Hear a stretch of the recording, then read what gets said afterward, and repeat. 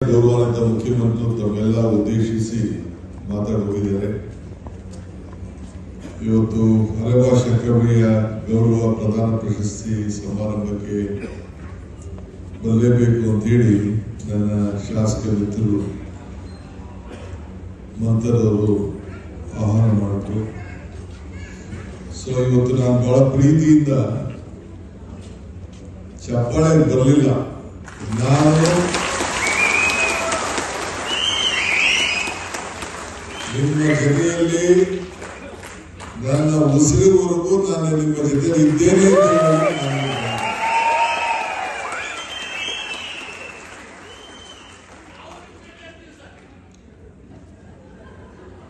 ನನ್ನ ನಿರ್ಮಾನು ಬಿಎ ಟೊಪ್ಪಿ ತೆಗಿಲ್ಲ ಸರ್ ಅಂತ ಅದಕ್ಕೆ ನಮ್ಮ ಅವರೇ ಪಾಪ ನಮ್ಮ ಸಂಸ್ಕೃತಿನ ಉಳಿಸ್ಬೇಕು ಅಂತ ನಾನು ಬಂದಿದ್ದೀನಿ, ನೀವು ತೆಗಿಬೇಕು ಅಂತ.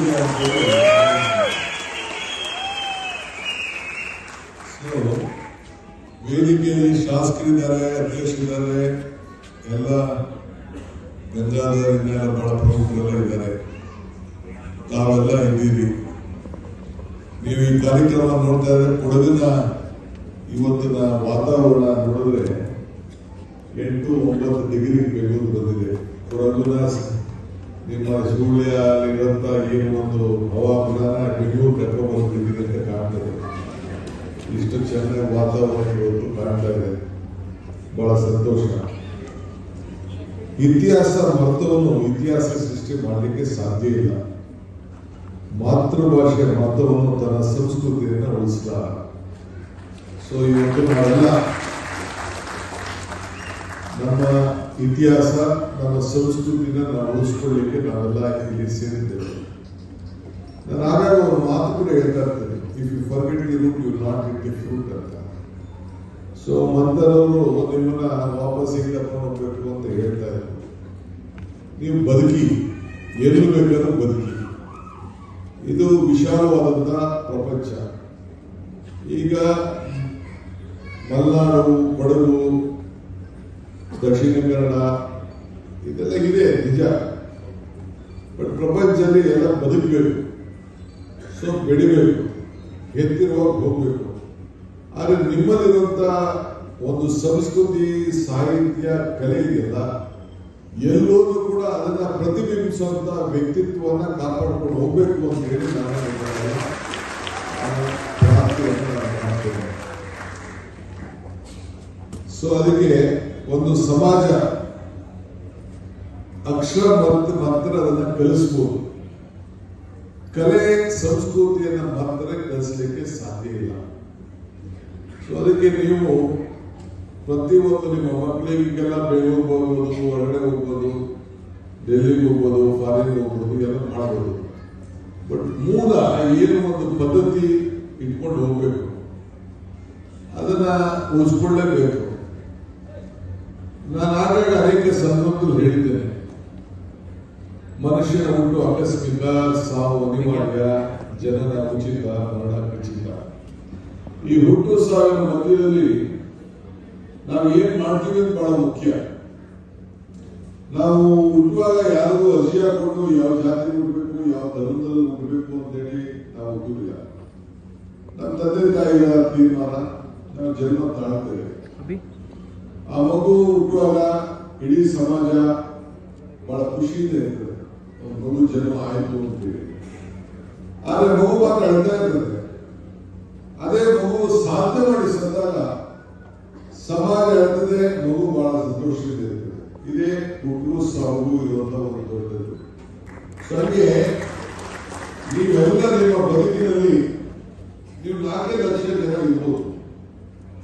ನಾನು ಕಡಿಮೆ ಇದ್ದೀನಿ ಅಂತ ತಿಳ್ಕೊಂಡು ಹೋಗ್ಬೇಡಿ. One man with courage makes A majority. So ಹಾಗೆ ಯಾರು ನಾಯಕರಾಗಬೇಕಾದವನು ಲಕ್ಷಾಂತರ ಜನ ಏನೋ ಅವನಿದೆ, ಒಬ್ಬನ ಧೈರ್ಯ, ತೀರ್ಮಾನ, ಯಾವುದೇ ಒಂದು ಸಂಸ್ಕೃತಿನ ಉಳಿಸ್ಬೇಕು ಅಂತ ಹೇಳಿ ಒಂದು ದಿಟ್ಟವಾದಂತಹ ಒಂದು ತೀರ್ಮಾನ ಮಾಡಿದ್ರೆ ಸಾಧ್ಯ ಇದೆ. ಇವತ್ತು ನಾನು ಸ್ಟೇಜ್ ಮೇಲೆ ನಿಮ್ಮೆಲ್ಲರ ಪರವಾಗಿ ಒಂದು ನನಗೆ ಮನವಿಯನ್ನ ನಿಮ್ಮ ಎಲ್ಲ ನಮ್ಮ ಕೊಡಗು ಗೌಡ ಸಮಾಜದ ಒಕ್ಕೂಟದವರು ಮತ್ತು ಅಕಾಡೆಮಿ ಎಲ್ಲ ಕೊಟ್ರಿ, ಎಲ್ಲ ಬಂದ್ರಿ. 5-6 ದಿನ ಬಹಳ ಉತ್ಸಾಹದಿಂದ. ಯಾಕೆ?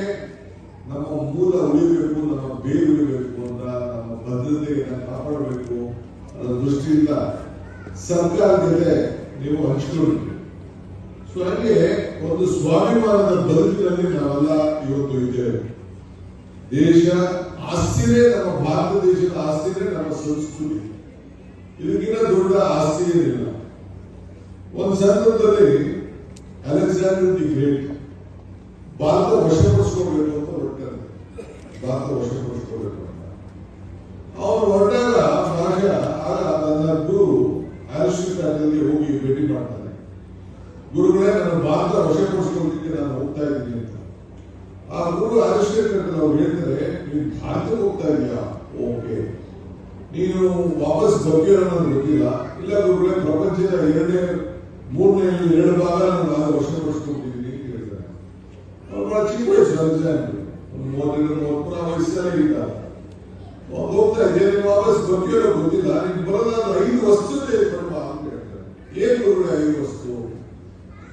ಒಂದು ಮಹಾಭಾರತ ಗ್ರಂಥ, ಒಂದು ರಾಮಾಯಣ ಗ್ರಂಥ, ಒಂದು ಕೃಷ್ಣನ ಕೊರಡು, ಒಂದು ಗಂಗಾಜಲ, ಇನ್ನೊಂದು ಭಾರತದಲ್ಲಿರುವಂತಹ ತತ್ವಜ್ಞಾನಿಗಳು, ಸಾಧು ಸಂತರು.